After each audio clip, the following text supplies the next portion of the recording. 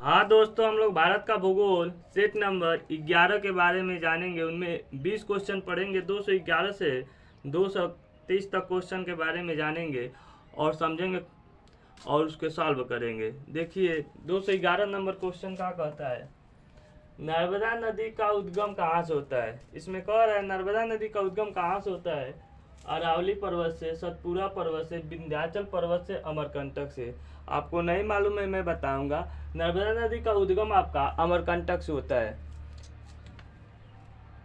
Option number है। इनको और अच्छे से समझना है दोस्तों, तो भारत का नक्शा बना लीजिए या भारत का मैप बना लीजिए,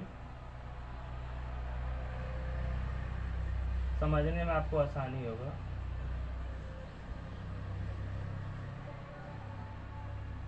और हमको समझाने में आसानी होगा। थोड़ा सा भी टेढ़ भक्टेढ़ भी बना लेंगे तो समझने में आसानी होगा। उतना अच्छा तो नहीं बन पाएगा मैप, क्योंकि जल्दी से मैप बनाना है। इतना अच्छा बन नहीं पाएगा, मैंने इतना अच्छा बन जाएगा कि समझने में आसानी होगा।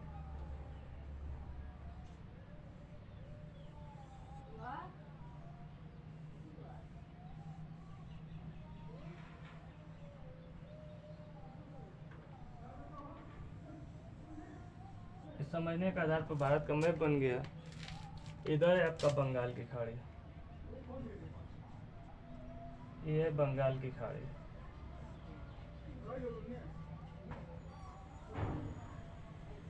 इतना समझ गए दोस्तों। ये अरब सागर, इधर पड़ेगा आपका अरब सागर। पश्चिम साइड अरब सागर, पूरब साइड इधर मन कर लिख लीजिए। पूर्व हो गया, ये आपका पश्चिम हो गया। ये ऊपर उत्तर तरफ है और नीचे दक्षिण तरफ है। ये हो गया अरब सागर। और यहीं पर है आपका खंबात की खाड़ी, अरब सागर के ऊपर खंबात की खाड़ी।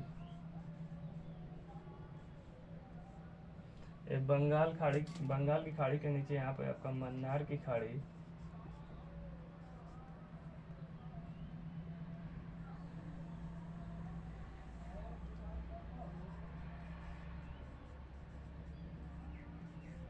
और यहाँ पर ये श्रीलंका देश मान लीजिए। इसी के मध्य पड़ता है पाक खाड़ी, पाक की खाड़ी।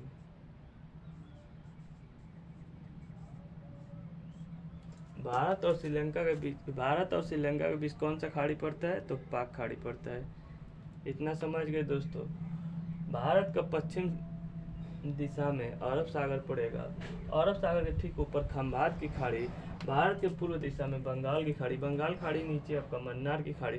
पाक की खाड़ी कहाँ पड़ेगा, भारत और श्रीलंका के बीच। इतना समझ गए दोस्तों। अब आते हैं, छोड़िए इधर की बातें, हम लोग चले क्वेश्चन पर। इतना समझ क्या कह रहा है, नर्मदा नदी का उद्गम कहाँ से होता है, तो नर्मदा नदी का उद्गम अमरकंटक होता है। ये अमरकंटक कहाँ पड़ता है, ये अमरकंटक मध्य प्रदेश, अमरकंटक मध्य प्रदेश।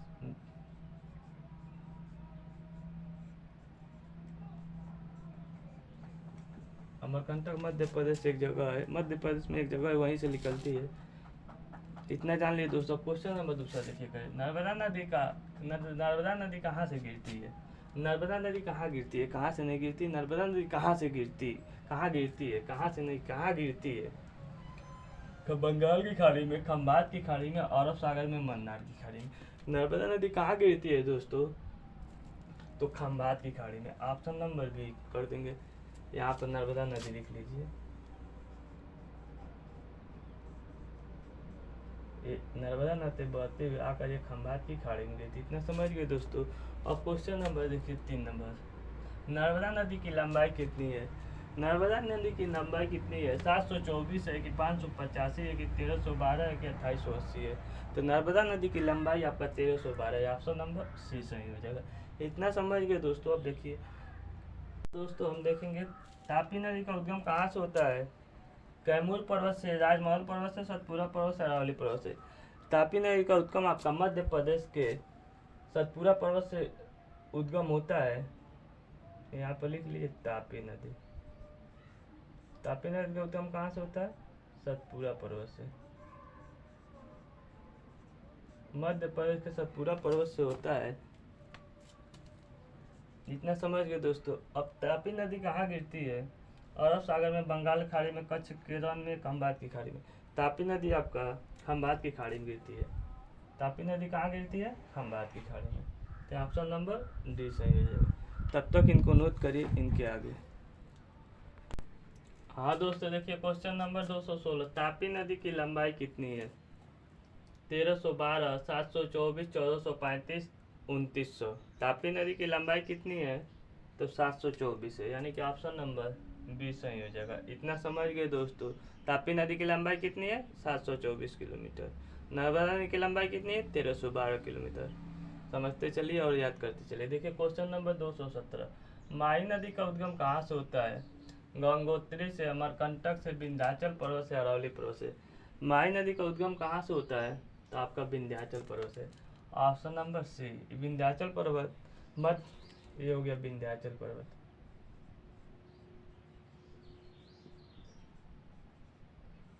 ये हो गया माही नदी। या कह सकते हैं माही नदी का उद्गम विंध्याचल पर्वत से होता है। कहाँ से? किस राज्य से? मध्य प्रदेश के। कहाँ गिर अभी इतना समझ गए। माही नदी का उद्गम कहाँ से होता है? विंध्याचल पर्वत से। और क्वेश्चन नंबर 218, माही नदी कहाँ गिरती है? माही नदी कहाँ गिरती है? मन्नार की खाड़ी में, अरब सागर में, पाक की खाड़ी में, खंभात की खाड़ी में। माही नदी कहाँ गिरती है? तो आपका गिरती है खंभात की खाड़ी में। ऑप्शन नंबर डी, माही नदी को खंभात की खाड़ी में गिरा दिया जाए। इतना समझ गए दोस्तों, एकदम नक्शे से बता रहे दोस्तों, आपको भी समझ में आ जाएगा एक बार तो आपको भी याद हो जाएगा। क्वेश्चन के साथ आपको बेसिक से भी बता दे रहे हैं। माही नदी की लंबाई कितनी है? 1465, 1312, 724, 585। 1312 किस नदी की लंबाई है? नर्मदा नदी की। 724 किस नदी की लंबाई है? तापी नदी की। और 585 किस नदी की लंबाई होगी? तो माही नदी की, यानी कि ऑप्शन नंबर डी सही कर लीजिए। अब देखिए साबरमती नदी का उद्गम कहाँ से होता है? अन्नामलाई पर्वत से, अरावली पर्वत से, सतपुरा पर्वत से, विंध्याचल पर्वत से। अन्नामलाई मलाई अन्नामलाई पर्वत से, कि अरावली पर्वत से, कि सतपुरा पर्वत से, कि विंध्याचल पर्वत से। साबरमती नदी के उद्गम कहाँ से होता है? तो अरावली पर्वत से। इतना समझ गए दोस्तों। अब इनके तब तक नोट करिए। क्वेश्चन नंबर 201, साबरमती नदी कहाँ गिरती है? साबरमती कहाँ से निकलती है? तो मालूम हो गया अरावली पर्वत से। अरावली पर्वत कहाँ है? राजस्थान के अरावली पर्वत से। यहाँ पर लिख लीजिए राजस्थान। ये हो गया अरावली पर्वत। अरावली पर्वत हो गया। यहाँ पे हो गया कौन सा नदी? साबरमती नदी।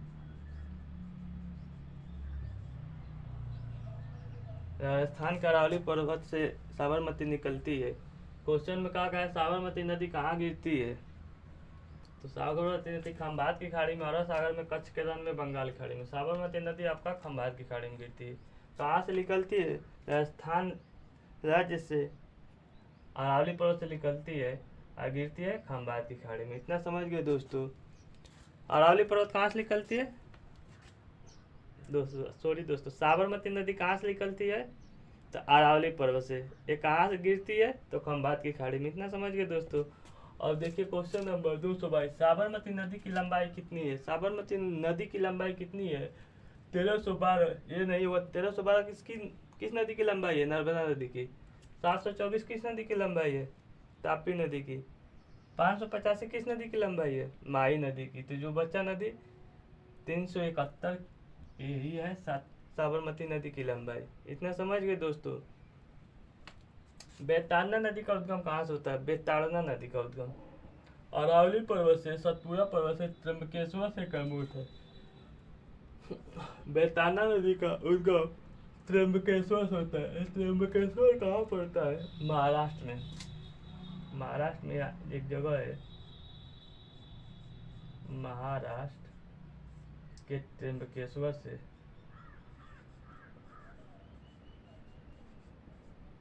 महाराष्ट्र के त्र्यंबकेश्वर से कौन सी नदी निकलती है? बेतारना नदी। और त्र्यंबकेश्वर से एक और नदी निकलती है, गोदावरी नदी। ये भी ध्यान दीजिएगा। इतना जान लिए तो क्वेश्चन नंबर 224, बेताना नदी कहाँ गिरती है? अरब सागर में, बंगाल की खाड़ी में, खंबात खाड़ी में, मंदार की खाड़ी में। बेताना नदी कहाँ गिरती है? तो आपका अरब सागर में गिरती है। ये ध्यान दीजिएगा, बेताना नदी कहाँ गिरती है? तो अरब सागर में। ऑप्शन नंबर ए सही हो जाएगा। इतना समझ गए। बेताना नदी की लंबाई कितनी है? 371। ये तो साबरमती नदी का लंबाई, ये नहीं होगा। 1312, ये भी नहीं होगा। 21 की लंबाई है नर्मदा नदी की। 585, ये भी नहीं होगा। 585 किस नदी की लंबाई है? माही नदी की। ऑप्शन नंबर डी में लिखा नहीं गया है, इनको बताते हैं। बेताना नदी की लंबाई 154 किलोमीटर। 154 किलोमीटर। कितना? 154 किलोमीटर। तब तक नोट करिए, आगे जानेंगे। हाँ दोस्तों, क्वेश्चन नंबर 226, भरतपूजा नदी कहाँ से भरतपूजा नदी का उद्गम कहाँ से होती है या होता है? भरतपूजा नदी का उद्गम कहाँ से होता है? अरावली पर्वत से, सतपुरा पर्वत से, अन्नामलाई का पर्वत से, शिवगिरी पर्वत से। भरतपूजा नदी का उद्गम अन्नामलाई पर्वत से होता है। तो अन्नामलाई पर्वत कहाँ पर पड़ेगा? केरल राज्य में। यहाँ पर लिख लीजिए केरल राज्य। केरल राज्य से अन्नामलाई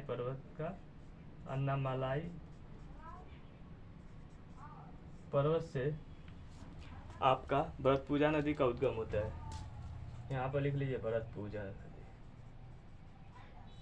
भरतपूजा।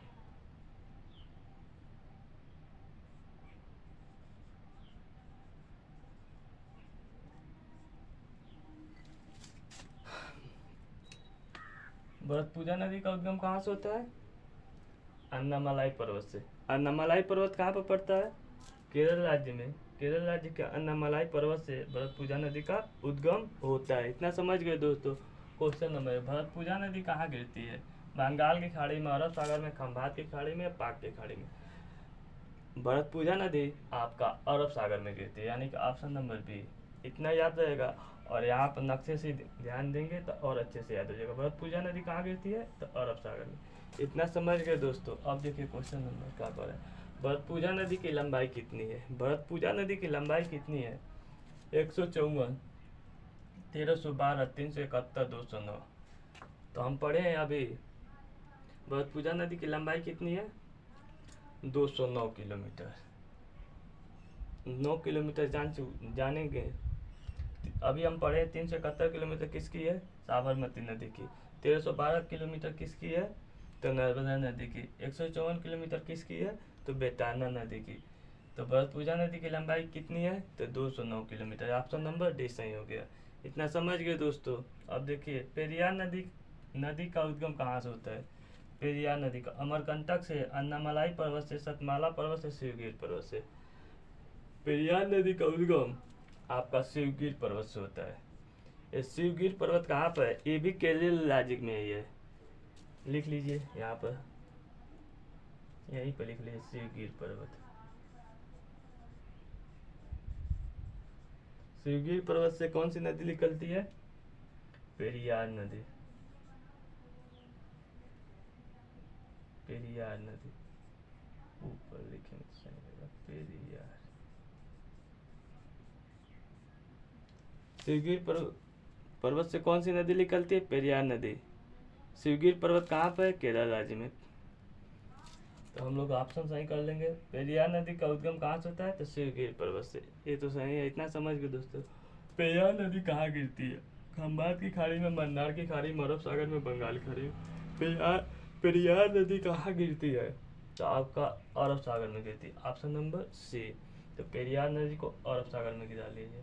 पेरियार नदी की लंबाई कितनी है? लिख लीजिए,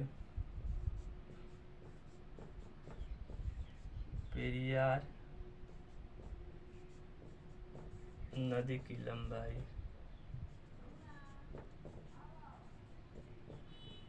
214 किलोमीटर है।